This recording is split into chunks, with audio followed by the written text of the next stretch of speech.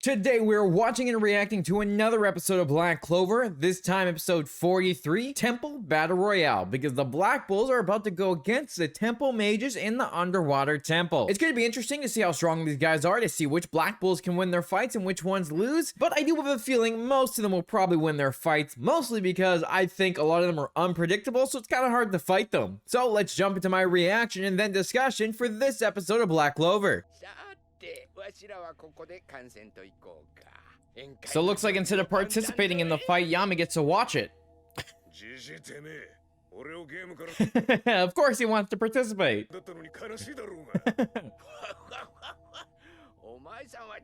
You're a bit too strong. That's fair. Yami probably could wipe the floor with a lot of those people because he's literally the captain. He's not going to be taken down that easily.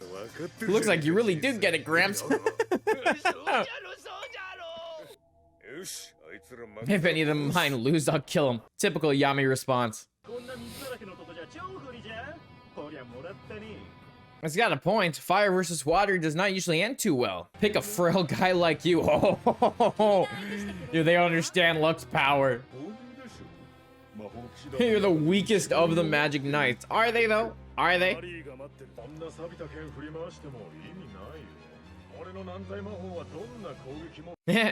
My magic can parry any kind of attack against anti-magic. He's about to get floored.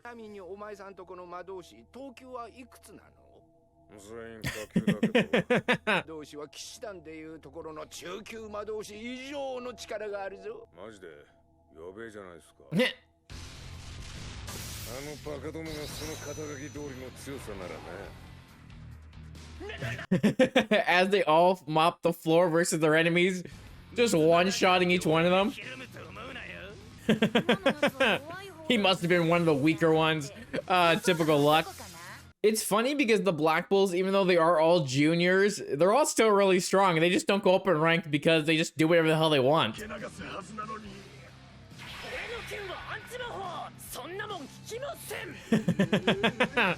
Time to go into the next fight. Well, that was easy. A 9v9 just turned into a 9v5.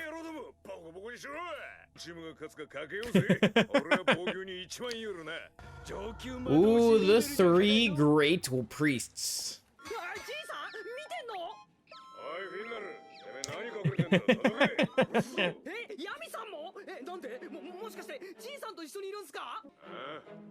It's fun to watch because it's so violent. Gotta love Yami.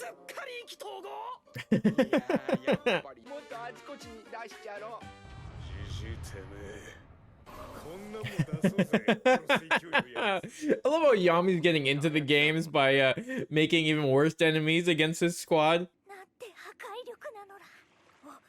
Who is Charmy against?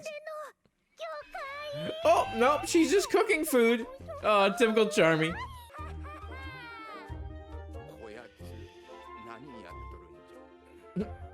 There's a whole battle going on and Charmy's just hauling out fish to eat.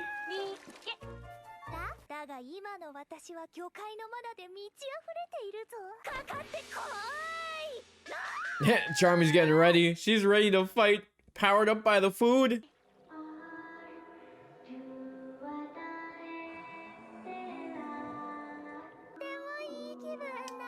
Oh. Okay, well, Charmy's out. That was quick and easy. She has song magic as well. Who did we meet that had song magic? That is most likely, I'm calling her right now, that must be Kahono. Because there's no way there's more people with song magic that we haven't met yet, right?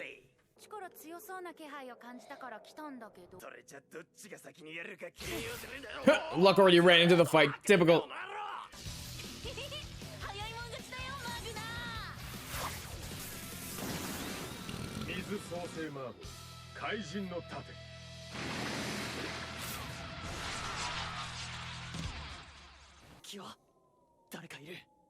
Ooh, using the key.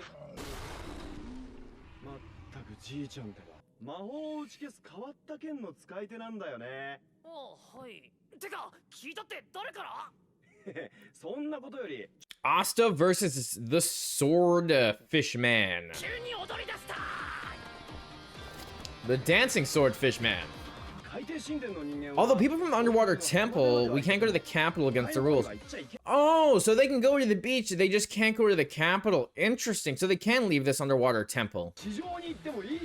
Oh, they could use the high priest authority, and he wants to become a super famous dancer. That sounds like Kahono, who wants to be a famous singer. Oh, hey, I was thinking exactly the same thing. Good thing we're on the same page. We got dream versus dream right now. Oh. And he gets unmasked, just like that.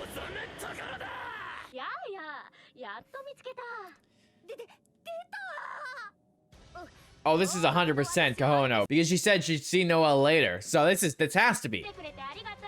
It only makes sense. I was right.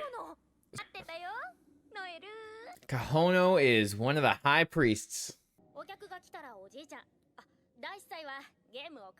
Ah, so she's Kyato's sister. It's true, I wanted to help you. Aw, so she's just nice. That way they'll fight a fair game. Nice, respectable game against friends. You fight each other, and no dirty tricks. And have fun. Song magic. So, you know, her song magic is kind of like Jigglypuff. You just sing and make them fall asleep. Song, magic, destructive beat. Ooh.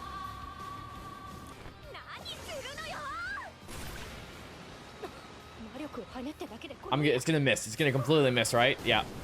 Yeah, typical Noelle. Every time she uses her attack magic, it just goes to the right. That would be funny if it just like flew past her and went all the way to Asta.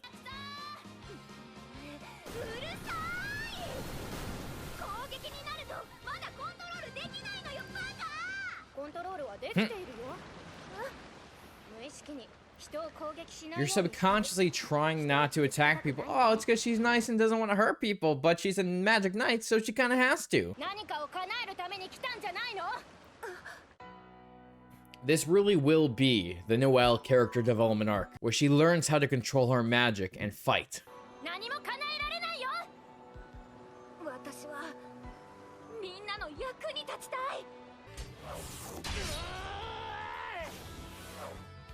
Swordsman versus swordsman. Who's gonna win?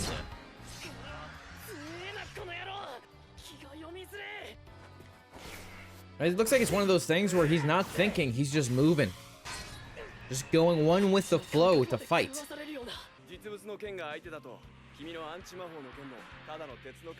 Finding Asta's weakness, knowing how to use swords against him, because it's not magic, so his anti-magic sword does not do anything. We haven't really seen that yet. He keeps going up against people who use magic over and over again, where we have someone who's not using magic and using actual swords to fight. So Asta's got to learn and adapt like always. Ooh, he's learning already.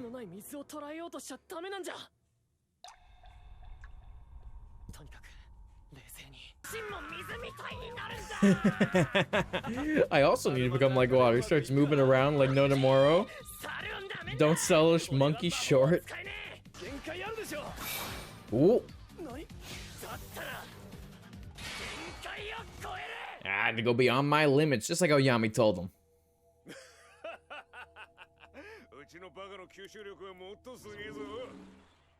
Oh. They just took out another one. Who won this fight? Oh, Vanessa. Damn. She's got him caught up in all those strings. Vanessa's usually drunk and useless before she gets warmed up. It's because last episode she made a comment that she sobered up.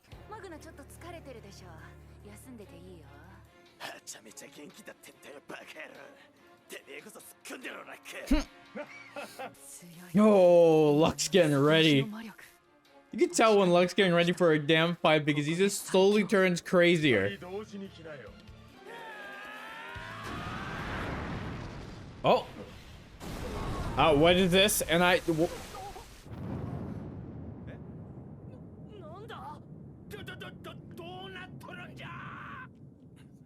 what has just happened? What is this?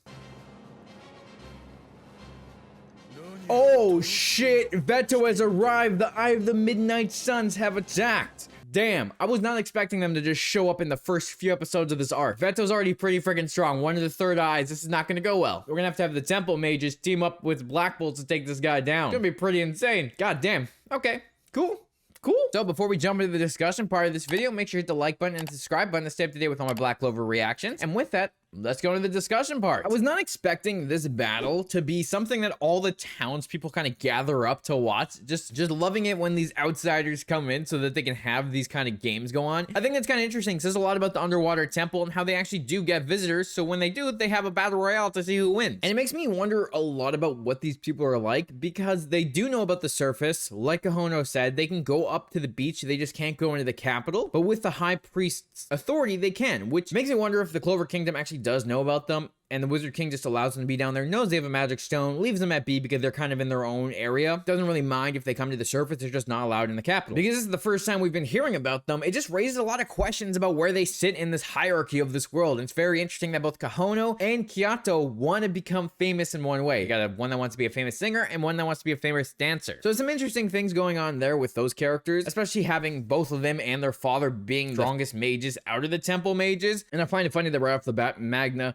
Luck, Asta, and Ghost all took out the person they were versing in an instant. These juniors aren't really juniors, and they're pretty OP themselves, and you just need to learn to watch out for them. And I like how Asta has to go up against Kyoto, who's just using swords and not using his magic to kind of fight, because Asta just has a blunt sword in the end that's not really useful unless you're versing against magic. And it's great to see that Noelle is probably going to get more character development with this, because Kahono wants to fight her friend, so it's like a fair match, rivalry between friends. Kahono is going to be pushing Noelle to actually learn how to fight and attack so that she can use her attack magic rather than just always being defensive. So I think it's gonna be interesting, and I do definitely feel like this arc is gonna be a Noelle character development arc. I'm really excited to see where this arc pushes her character. And then Veto coming in at the end just leads into some probably hype stuff coming, because the Black Bulls are gonna have to verse the third eye, at least one of them, and he's already pretty OP, and we get to see more of that beast match that I've been waiting to see more of. So I can't wait to see what happens next. Let me know what you thought about this episode in the comments down below. I hope you enjoyed this video. I'll talk to you later when we watch another episode of Black Clover.